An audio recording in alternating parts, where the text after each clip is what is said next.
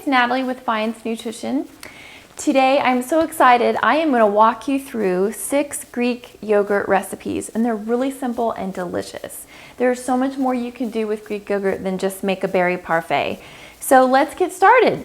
The first 3 I'm going to show you. The first one is a Chipotle yogurt spread, and this is a spicy spread.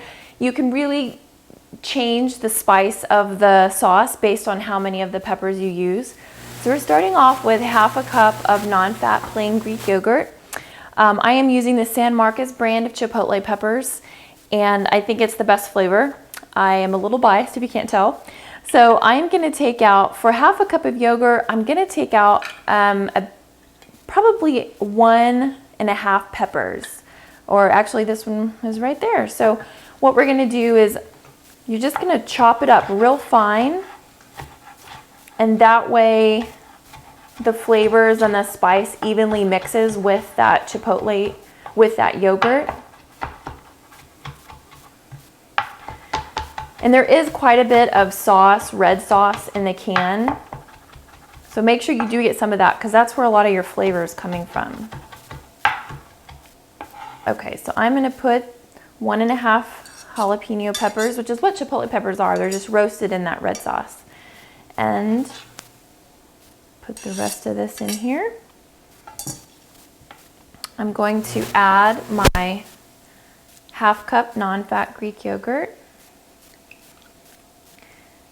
I got this idea originally from the Chipotle mayonnaise options that are at pretty much any sandwich place, and I knew that I could make it healthier. So for less calories and less fat, you get a very similar flavor. So I'm mixing up the yogurt and the Chipotle peppers, and you can certainly add more peppers if you really like it spicy. I'm going to add a little bit of lime juice. Now, Greek yogurt is less tart than plain yogurt, so it can afford to have a little bit of the acidity from the lime. So this is, I would say, probably medium spice. So if you want it to be pretty spicy, which is what me and my family love, maybe even double the amount of peppers you're using. So that is the Chipotle spread. And you're really going to be addicted. You're going to want to put that on everything. Then we have a really yummy dip for your fruit. So this can take the place of like chocolate fondue, which is really high in calories, but it can give you some of the same flavors. So I'm starting off with half a cup of non-fat Greek yogurt.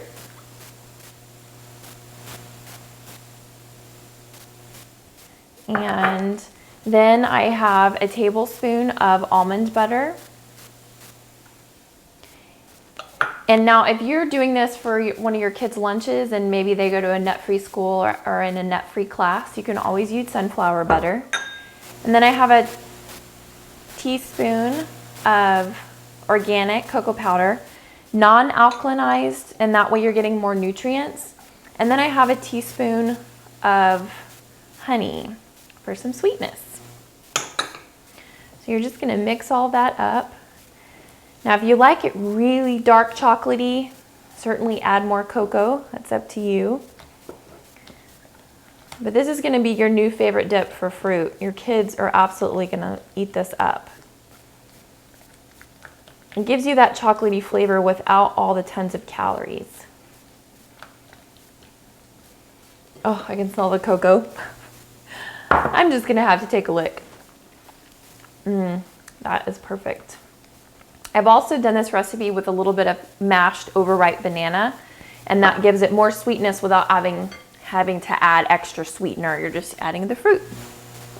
Okay, now we're going to do a creamy balsamic dressing.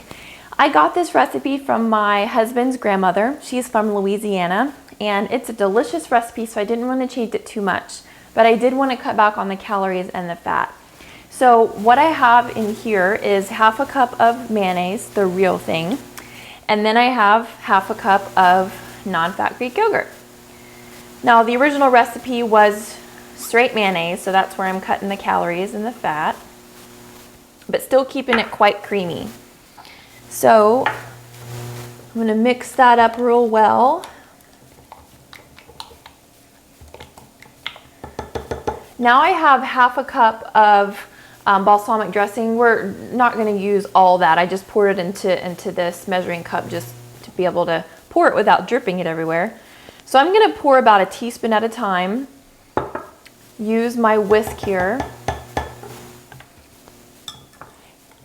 to stir up all the flavors. Now, if you pour in all that balsamic vinegar, number one, it might be too tart, and number two, it's going to be hard to evenly disperse the vinegar.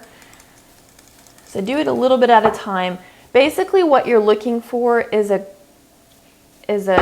almost like a cocoa color, not quite as dark, but a nice brown, a creamy brown color. Maybe a dark khaki. Okay, we're almost there. So I have used, let's see. So I've used about 1/8 of a cup or a couple of tablespoons so far.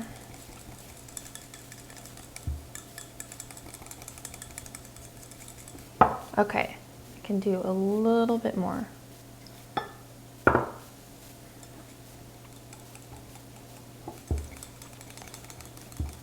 Okay, awesome. That is almost there. And then we're going to flavor this a little bit more with some salt, some pepper, and some freshly cut chives at the end. Okay, awesome. So now let's add the pepper. I never really measure the pepper, just a few taps. Okay. A few turns of my favorite salt. And excellent, that looks awesome. Okay, and now I'm gonna add in a little bit of freshly cut chives. I would say for this recipe, use about a teaspoon of freshly cut chives. All right, and there you have it. In just a matter of minutes, you have 3 very simple recipes, and you can make big batches of these and keep them in your refrigerator, and then you don't have to recreate them all the time. That's what I do, and it really helps. All right, let's move on to the next 3.